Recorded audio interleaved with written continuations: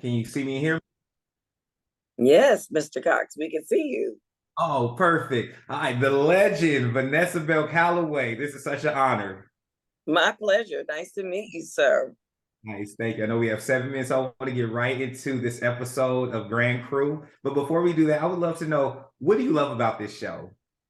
I love the fact that it's young Black kids, doing their thing, exploring who they are, growing together, friends showing that friendship circle, family. Because we were born into a family, but we pick friends. You know what I mean?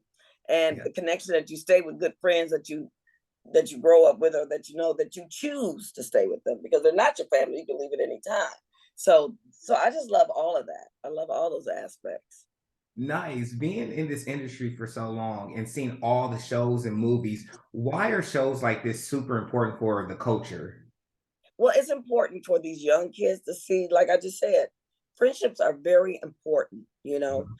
We born into family, but we choose our friends, and we can choose to leave those friendships. But when you can actually have long lasting friendships and memories and history, that helps you grow as a person. And that, these are the people that maintain you later on in life when things get bad or good or celebrate whatever. And I think that, young kids need to see that. And also young kids need to see that if they work hard and study, and it's not about being famous, it's about working hard to get the career, that one day they could have a TV show. I mean, when I was a kid, seeing a show like Grand Crew, no, what? No. If I would have seen a show like Grand Crew as a kid with friends laughing and talking and drinking liquor and at the bar, and like, what? You mean we can do that on TV? So kids need to see that because they have friends. Why can't we have Grand Crew? There's nothing Nice. wrong with that one, but I'm just saying we need No, ours. I love that. I definitely love that. So, with your character, what drew you to this woman before we get into her? I see Oh, this because theater is hilarious. I know her. When they came, You when they know her? I know her well. I see her. I see her in my neighborhood. I see her in Vegas. I loved my outfits. I said, "Oh, I know this woman. I know this woman." And wait a minute, and try not to become her. I told my Oh, kids, if you see me start dressing like her, somebody pull my coat. yeah. Because it could happen. It could Now, happen. it could happen. Before I look up, it'll slip in. There's like somebody slipping in on your DMs. I'll look up and that style of dress will just slip in on me. I'll be like, "Ooh, when did I start dressing like this?" Oh, wow. And the hairdo too, and the hairstyle and everything. I'll be like, "Oh, okay, that's aging for you." Oh man, no, is Vanessa gonna be having the container wiener purse too, like she said in that episode? But anyway, no. But I know that woman. I've seen her. Nice. I love that. I love about this part where you show this woman who's taking social media, she's having fun, but then you see this younger generation judging her on her captions and everything. It's just like there's just kind of this juxtaposition of things where you see that she's in the now, but the younger generation is like, why is she really on social? Why judging Because everything? that's what they do to us. Like my daughters forbid me to get a TikTok account. Ah, Forbid me. Came out. They said, "No, Mom, you're not doing TikTok," because they think they know better, they know more. But they allow me to have Instagram, so I can do that. But they TikTok, they were like, "No, Mom." no. And that's what the young generation does. They think that we don't have any business keeping up with technology and Mhm. trying to get to them. It's like we're trying to be cool because we have Instagram pages and Facebook or whatever you have. So it's apropos. It's the truth. They would do that. A younger Yeah. generation would look at somebody like that character and laugh at her because Yeah. she's sincerely thinking she's doing something.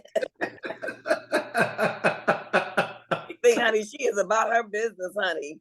Oh man, I love that. When it comes to showing this character that also is embracing her sexuality and dating, and it's showing this like after a certain age, like, hey, we can be still sexual people, we can still have Yeah. fun.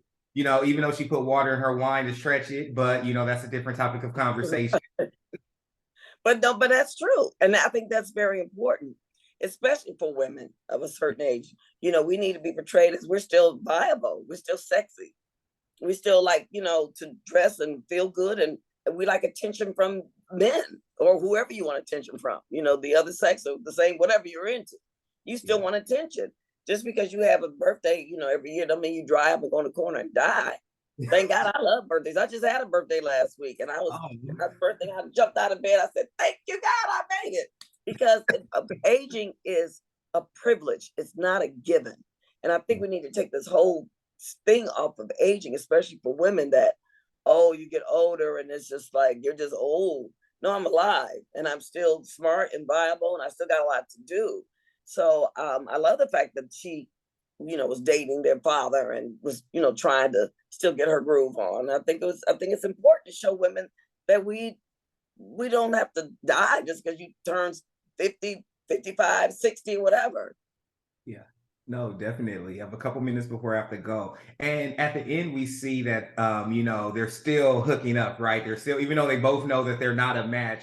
What does that really show in, like, the community saying, hey, even at this age, we can be both fully consenting adults and just be sexual and Are not. they really not a match? But see, that's the thing. The fact that they came back again, does that mean they're really not a match? You get to a certain age, you know this stuff that you know. Yeah. Maybe it's time for something different and new. Maybe that encounter, his eyes were open to something different that was appealing to him, that he's willing to explore. Maybe she saw something different that's like, you know what, I think I'll do this one more go round. So it doesn't have to be the status quo, what you're used to,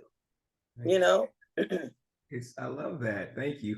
And before we go, with all the characters on this show, which one do you relate to the most? Oh, I like Nicole's character a lot just because she's so funny. She's just so funny.